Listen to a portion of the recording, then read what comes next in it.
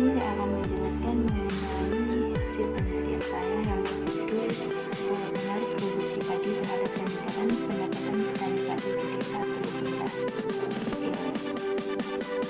Adapun penelitian ini mengenai pengaruh produksi padi terhadap peningkatan pendapatan petani padi. Dalam penelitian ini menganalisis sejauh mana pengaruh produksi padi terhadap peningkatan pendapatan petani padi. Sebagai objek penelitian ini adalah Desa Teluk Indah Ilir, Kecamatan Tigo Ilir, Kabupaten Depok. Permasalahan dalam penelitian ini adalah pengaruh produksi padi terhadap peningkatan pendapatan petani padi. Untuk latar belakangnya yaitu pertanian padi bagi Indonesia sangat penting. Hal ini tidak terlepas dari fakta bahwa pertanian padi merupakan penghidupan bagi sebagian besar penduduk, sementara beras merupakan makanan pokok hampir semua penduduk Indonesia. Akan tetapi tidak setiap musim panen padi sesuai dengan harapan para petani. Hal ini disebabkan diakibatkan banyak faktor, salah satunya akibat serangan hama padi yang merusak tanaman padi. Sektor pertanian merupakan sektor pertanian yang mempunyai peranan strategi dalam pembangunan ekonomi nasional. Pertanian merupakan kontribusi penting baik terhadap perekonomian maupun terhadap pemenuhan kebutuhan pokok masyarakat. Apalagi dengan semakin meningkatnya jumlah penduduk yang berarti bahwa kebutuhan akan pangan juga semakin meningkat. Maka dari itu, pemerintah harus lebih serius lagi dalam upaya penyelesaian masalah pertanian demi terwujudnya pembangunan pertanian yang lebih maju demi tercapainya kesejahteraan masyarakat, khususnya petani. Selanjutnya, tanaman padi merupakan salah satu bahan pangan yang memegang peranan cukup penting bagi perekonomian, yaitu sebagai bahan yang mencukupi kebutuhan pokok masyarakat maupun sebagai mata pencarian di Desa Teluk Indah Ilir merupakan desa yang terkenal sebagai salah satu penghasil tanaman padi. Dihasilkan dari seluruh ini adalah jagung, ubi kayu, ubi jalar, dan kacang-kacangan. Di Desa Teluk Indah Ilir salah satu pengembang pertanian. Sebagian masyarakat di daerah ini merupakan petani, dan rata-rata masyarakat di Desa Teluk Indah Ilir merupakan masyarakat yang mengelola lahan pertanian sendiri. Sehingga semakin berkembangnya sektor pertanian diharapkan mampu meningkatkan produktivitas petani. Dengan perkembangan tersebut diharapkan meningkatnya pula pendapatan yang diperoleh petani padi. Pendapatan merupakan salah satu indikator ekonomi.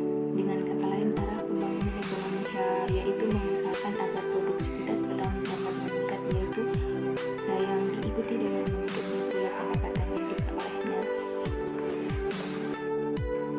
Untuk urusan makanan, yang pertama, produksi padi berpengaruh secara simultan terhadap pendapatan petani di Desa Teluk Indah. Yang kedua, apakah produksi padi berpengaruh secara parsial terhadap pendapatan petani di Desa Teluk Indah. Yang untuk batasan masalahnya, agar masalah yang telah dirumuskan tidak menyimpang terlalu jauh, maka untuk meneliti dan untuk memudahkan pembahasan serta tidak menyalahi sistem Indonesia kali ini dengan bahwa hasil yang diharapkan, maka penelitian ini dikhususkan hanya membahas pengaruh produksi padi terhadap peningkatan pendapatan petani padi di Desa Teluk Indah. Yang berikut tujuan penelitian. Tujuan penelitiannya pertama, ini mengetahui pengaruh modal, luas lahan, dan teknologi secara simultan terhadap pendapatan petani di Desa Teluk Indah. Yang kedua, ingin mengetahui pengaruh modal, luas lahan, dan teknologi secara parsial terhadap pendapatan petani di Desa Teluk Indah. Untuk manfaat penelitian, yang pertama, hasil penelitian ini diharapkan dapat menjadi masukan bagi pemerintah dan pihak lain untuk meningkatkan pendapatan petani di Desa Teluk Indah Ilir. Yang kedua, sebagai masukan kepada para petani padi yang ada di Desa Teluk Indah Ilir dalam usaha meningkatkan pendapatannya. Yang ketiga, sebagai bahan acuan bagi peneliti selanjutnya yang berminat untuk meneliti mengenai pendapatan petani padi di Desa Teluk Indah Ilir. Bab 2,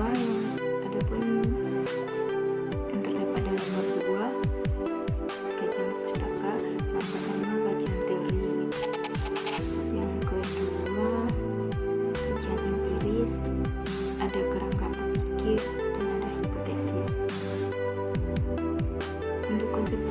Untuk konsep produksinya, yang pertama pengertian produksi. Produksi merupakan salah satu suatu kegiatan yang dikerjakan untuk menambah nilai guna suatu benda atau menciptakan benda baru sehingga lebih bermanfaat dalam penggunaan.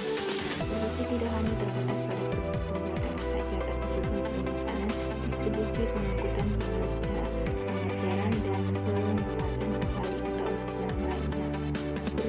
Produksi juga mencakup banyak aspek tujuan kegiatan, menghasilkan output, serta karakter-karakter yang melekat pada proses dan hasilnya. Usaha tani pada dasarnya adalah alokasi sarana produksi yang efisien untuk mendapatkan produksi pendapatan yang tinggi. Jadi, usaha tani dikatakan berhasil kalau diproduksi yang tinggi dan sekaligus juga pendapatan yang tinggi. Pengelolaan usaha tani merupakan pemilihan usaha antara berbagai alternatif penggunaan sumber daya yang terbatas yang meliputi lahan, tenaga kerja, modal, dan waktu. Dalam usaha tani juga terjadi kegiatan mengorganisasi atau mengolah teknologi aset dan cara dalam pertanian atau suatu kegiatan yang mengorganisasi sarana produksi pertanian dan teknologi dalam suatu usaha yang menyangkut bidang pertanian. Berikutnya, faktor-faktor yang mempengaruhi produksi padi. Yang pertama, harga. Modal adalah faktor terpenting dalam pertanian, khususnya terkait bahan produksi dan biaya tenaga kerja. Keberadaan modal sangat menentu tingkat atau macam teknologi yang diterapkan.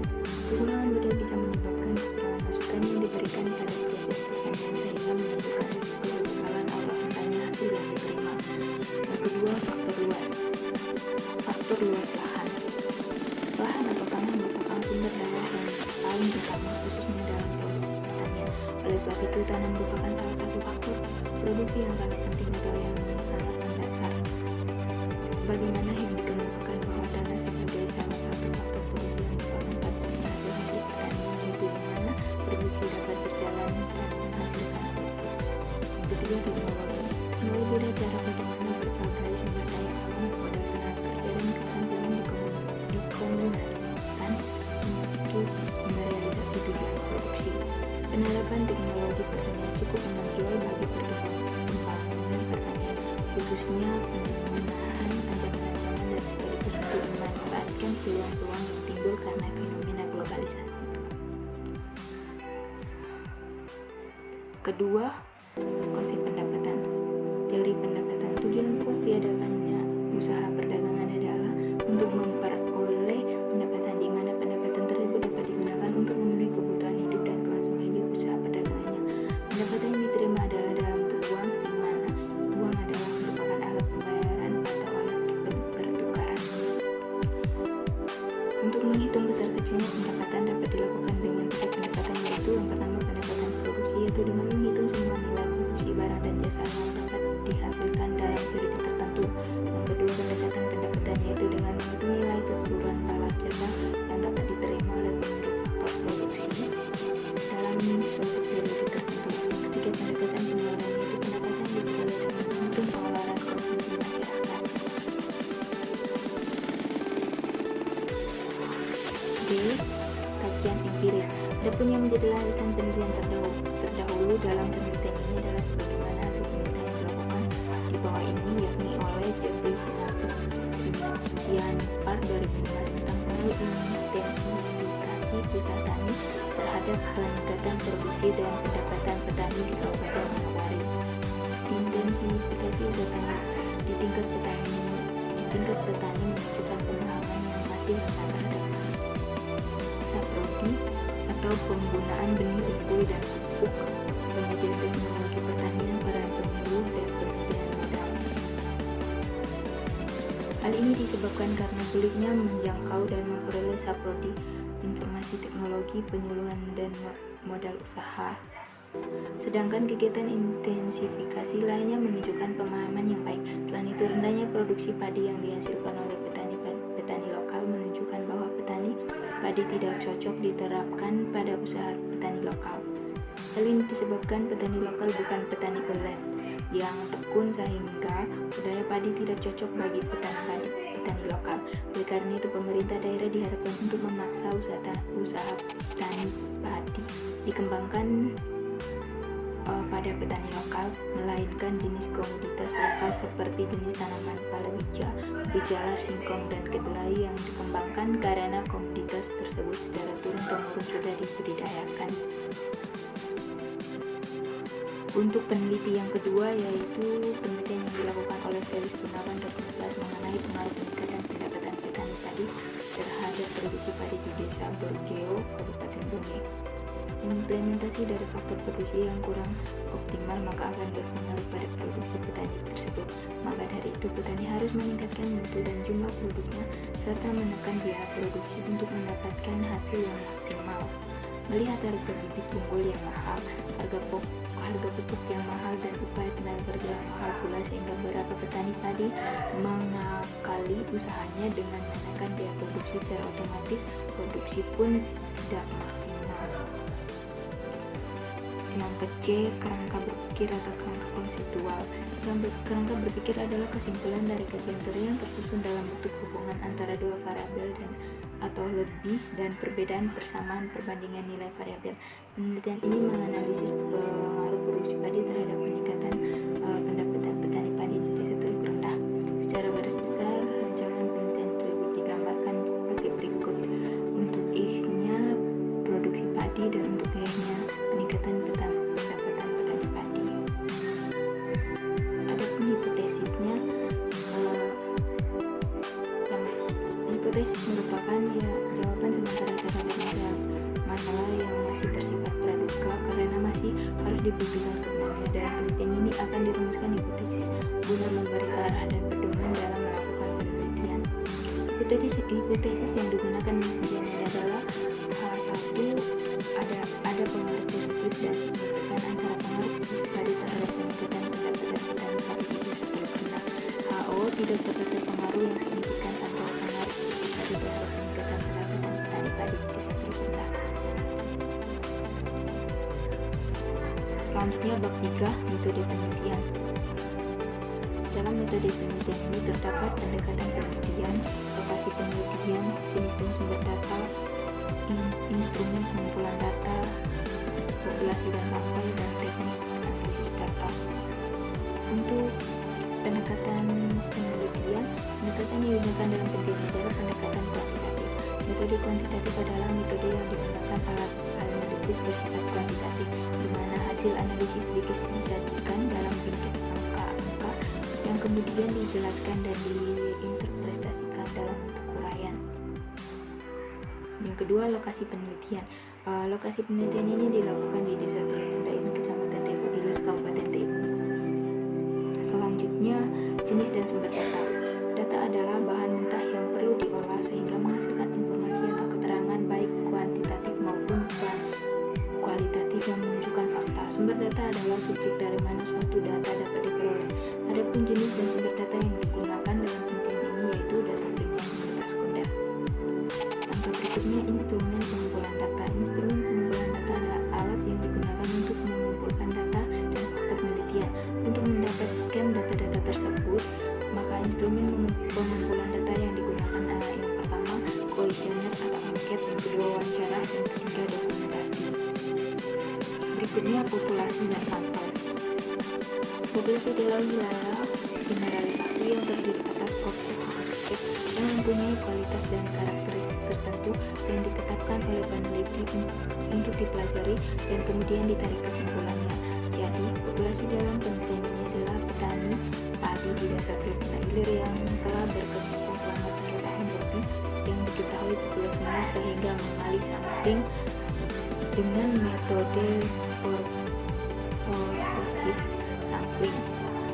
Sampel adalah sebagian data yang merupakan objek yang diambil dari populasi. Teknik penarikan sampel dalam penelitian menggunakan purposive sampling.